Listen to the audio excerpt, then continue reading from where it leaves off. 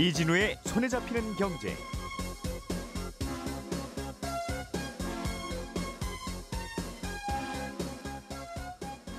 안녕하십니까, 이진우입니다. 인공지능 반도체의 최강자 엔비디아가 우리나라 시각으로 조금 전에 올해 1분기 실적을 발표했습니다. 매출도 순이익도 시장의 예상을 훌쩍 뛰어넘었고요. 게다가 주식 분할까지 발표하면서 시장은 환호하고 있습니다. 이 소식 먼저 짚어보겠습니다. 분당 일산을 비롯한 1기 신도시의 재건축 선도지구가 올해 11월에 선정됩니다. 선도지구로 뽑히면 해당 지역에서 재건축 사업을 가장 먼저 진행하는 이른바 시범지구가 되는 건데요. 주민들의 동의율이 높을수록 선도지구에 선정될 가능성이 높아지는 구조라서 주민들 간의 경쟁이 치열할 전망입니다. 중국이 대형 엔진을 장착한 수입 자동차에 대해서 관세 인상을 고려할 수 있다고 중국 관영 매체가 보도했습니다. 탄소 배출을 줄이기 위해서라는 명분을 내세웠는데 실제로는 서방의 대중국 견제에 맞대응한 것으로 풀이되고 있습니다. 이 내용도 자세하게 들어보겠습니다. 5월 23일 목요일 손에 잡히는 경제 시작합니다.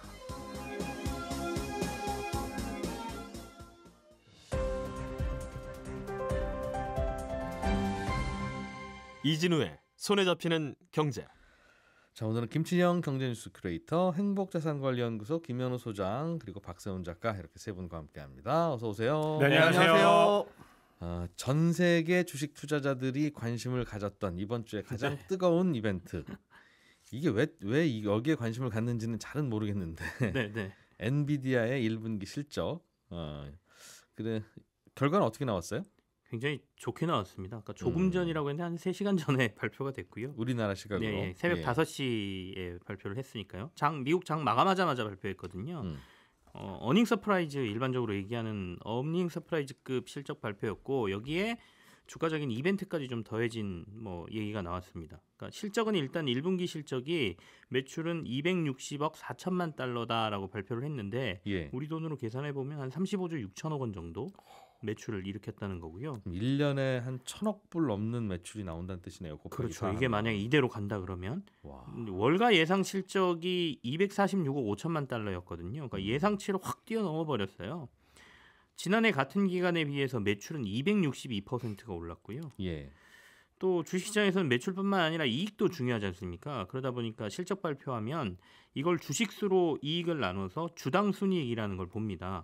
시장에서 예상이 1분기가 5.59달러 주당 5.59달러 순이익 올렸을 거다 이렇게 봤는데 이것도 최근에 분위기가 조금 예상으로 올려야 될 것 같아 그래서 올려놓은 거거든요. 근데 오늘 발표가 주당 6.12달러가 나왔으니까 이것도 뛰어넘었어요. 시장 예상치를 또 한 10% 정도 넘었네요. 그리고 이게 지난 1분기와 비교해 보면 지난 1분기가 주당 1.09달러였으니까 461%나 증가한 거죠. 그러니까 시장에서는 계속 놀라고 있는 거고. 근데 매분기 지난해부터 지금 매분기 이러니까 계속 놀라고 있는 거고요. 이벤트가 더해졌다고 말씀드렸는데 주식 분할을 발표를 했습니다. 한 주를 10주로 나누는 주식 분할인데요.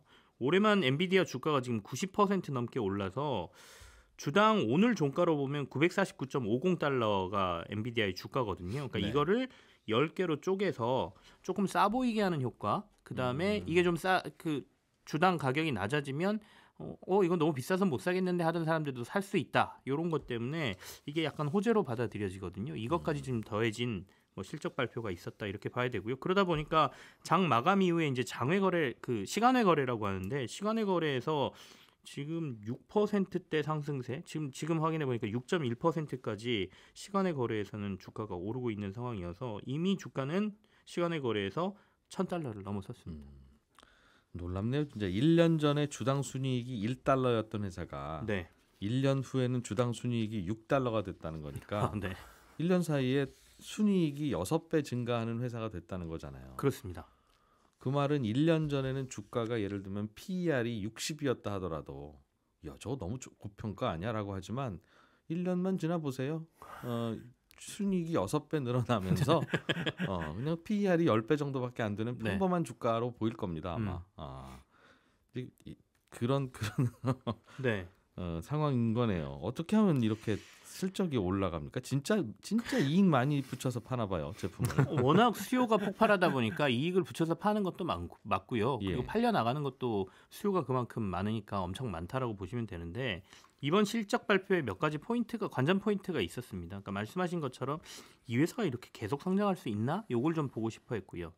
두 번째는 그럼 다음 분기에 대해서는 너네 어떻게 예측하니? 시장 예측을 좀 보고 싶어 했고요. 그리고 마지막으로 엔비디아라는 회사가 지금 폭발적으로 성장하는 이유가 이른바 데이터 센터에 AI 칩이 들어가는 것 때문인데 예. 그럼 데이터 센터의 매출은 구체적으로 어느 정도나 되니? 뭐 이런 것들이 관전 포인트였거든요.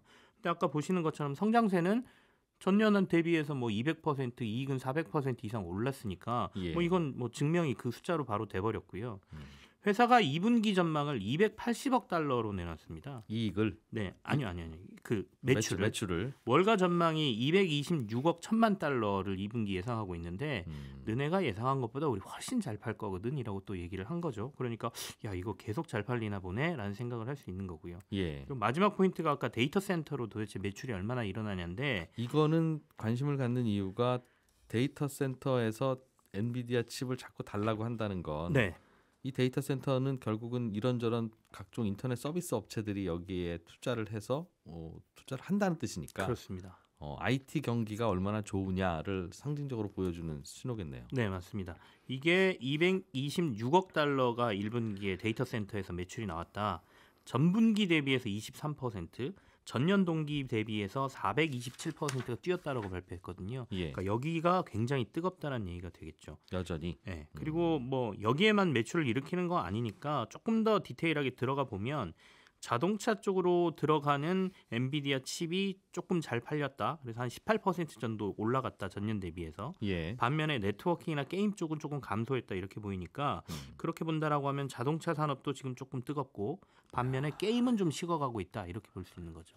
진짜 전 세계에서 가장 돈 많이 벌면 행복하고 기분 좋다고 만약 가정하면 네. 젠슨 황이 제일 기분 좋은 사람이겠네요. 야, 사람의 인생이라는 게 네. 이렇게 잘 될 거면 좀 나눠서 잘 되지. 이제 젠슨 황 그분이 어디서 가서 인터뷰한 걸 좀 네, 들은 네. 적이 있는데 다시 태어나면 그래도 엔비디아 회장, 엔비디아 창업자 되겠습니까?라고 하는 어떤 질문에 대해서 절대 안 할 거라고. 내가 지난 30년간 고생을 얼마나 한지 아냐고 그런 답을 하는 걸 보고 야, 참 이게 그 고생이 이제 폭발하고 있다라고 봐야 되겠죠. 그러니까요. 예. 이게 그런데 그럼 우리나라 반도체 주가도 오늘 주식시장에서 좋을 것 같다는 전망도 나오고 이 엔비디아 실적 덕분에 네네. 엔비디아가 잘 나오는 거하고 다른 반도체 회사들 잘 되는 거랑 무슨 관계가 있길래 같이 올라요? 이게 이제 여러 가지 IT 산업 전반에 영향을 좀 미치는데요. 다들 AI 세상이 된다라고 지금 얘기를 하고 있지 않습니까? 특히 엔비디아 제품이 들어갈 때 이른바 HBM이라는 광대역폭 메모리가 같이 들어가거든요. 예. 이게 SK 하이닉스가 전 세계 시장을 선점하고 있는 제품입니다. 그러다 보니 우리나라 주식하고 직접 연관을 지은다라고 하면 엔비디아 실적이 폭발하고 데이터 센터가 이렇게 좋으면 SK 하이닉스도 이 제품 많이 팔겠구나. 그리고 앞으로 가이던스가 계속 좋으면 이 회사도 계속 많이 팔겠네라는 전망이 가능한 거죠. 그래서 패키지로 파니까 자동차 회사 주식 올라가면 타이어도 잘 팔리겠지. 뭐 그런 거랑 비슷합니다. 그래서 SK 하이닉스 밑에 또 그 제품을 만들려면 장비도 넣고 뭐 소재도 넣고 하는 회사들이 쭉 깔려 있을 거잖아요. 예. 그러니까 그 회사들까지 아마도 엔비디아가 이렇다라면 오늘 좀 좋지 않겠느냐 이런 전망이 가능하고요. 또 이 제품에 삼성전자도 지금 뛰어들어서 열심히 엔비디아에 공급을 할 수 있어라고 얘기를 하고 있거든요. 예. 그러다 보니까 이제 그것까지 좀 지켜봐야 되는 상황이고요. 또 하나 확장해서 보면 데이터 센터가 이렇게 뜨겁다는 거는 데이터 센터가 어마어마하게 전력을 먹거든요. 그래서 전력 관련주들, 변압기, 그러니까 전선 뭐 이런 것들까지 이제 같이 호황이다라고 볼 수가 있는데 요즘 구리 가격 계속 오르더군요. 젠슨왕이 한 얘기가 더 시장에서는 뜨거운 것 같습니다. 아까 이제 시간의 거래에서 주가가 1,000달러를 넘어섰다 그랬는데 1,000달러를 넘어선 시점이 젠슨왕이 뭐라 그랬냐면요. 앞으로 2년간 이 상황이 계속될 것 같다라고 얘기했습니다. 그러니까 우리가 신제품 내놓고 신제품 기다리면서 구제품 안 사는 수요가 있을 거라고 시장에서들 예상했지 예. 아니거든. 구제품 지금 사느라고 이거라도 달라고 하는 사람들이 폭발적이고 이제 올 하반기 가면 신제품까지 나올 거니까 이거는 내년까지도 갈 거야라고 얘기하는 순간 주가가 시간에서 더 올라버리는 상황입니다. 네. 부럽습니다, 엔비디아. 네, 열심히 노력한 결과겠죠. 축하드립니다.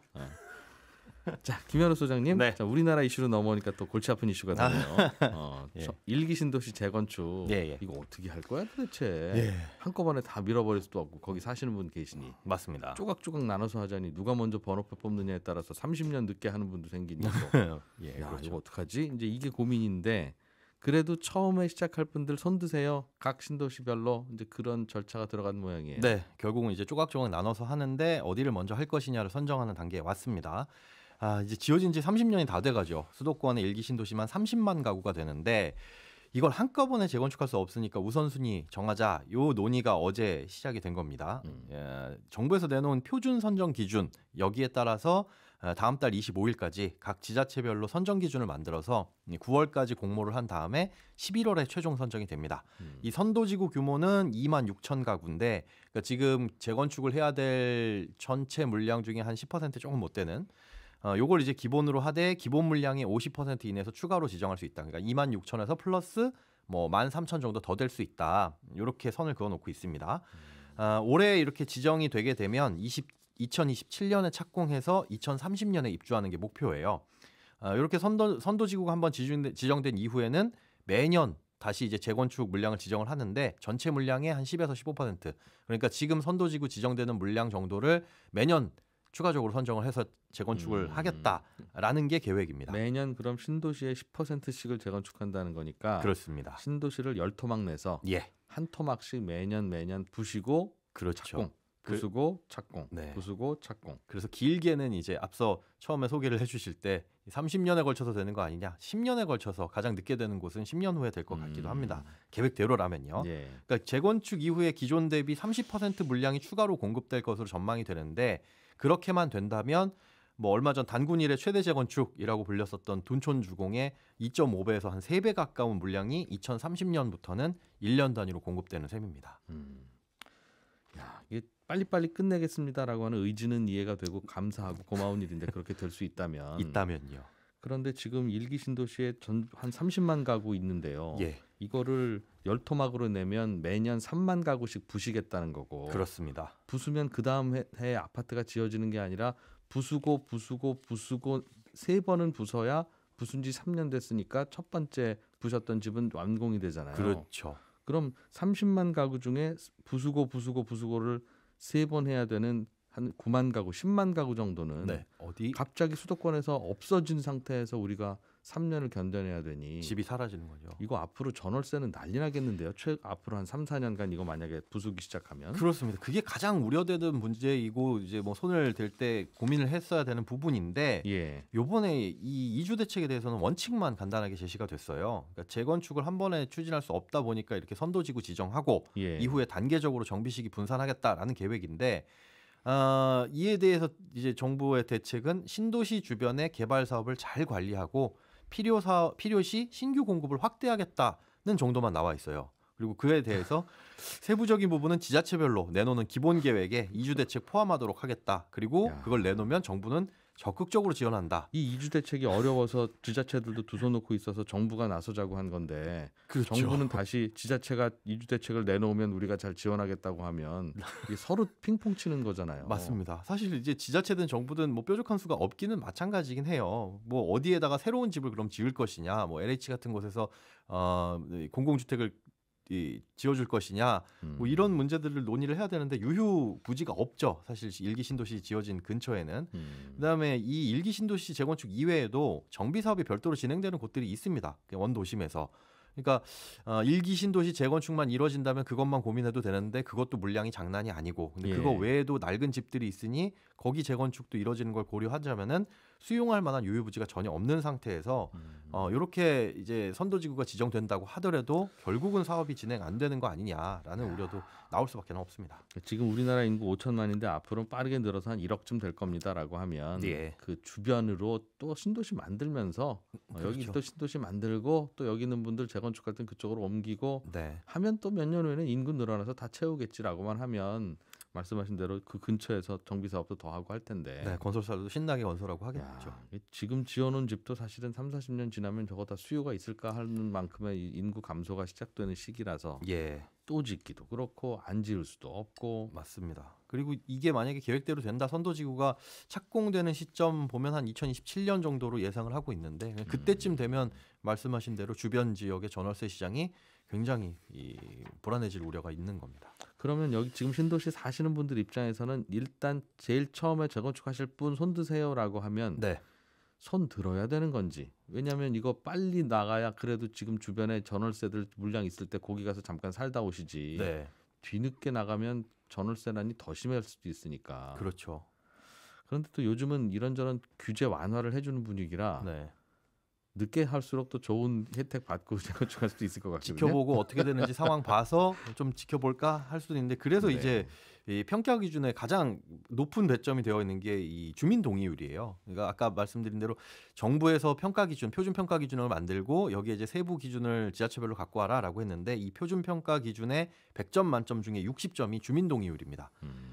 주민 동의를 일단 50% 이상 받아야 대상지로 선정할 수 있고 95% 이상이 되면은 만점인 60점을 받아요. 그리고 예. 나머지 이제 40점이 각각 10점씩 나뉘어서 뭐 세대당 주차 가능 대수가 얼마냐, 몇 개 단지와 세대가 통합으로 추진되느냐 여기에 예. 따라서 뭐 10점씩 부여하고 또 지자체별로 사업 추진 필요성 요건 이제 좀 정성적 평가입니다.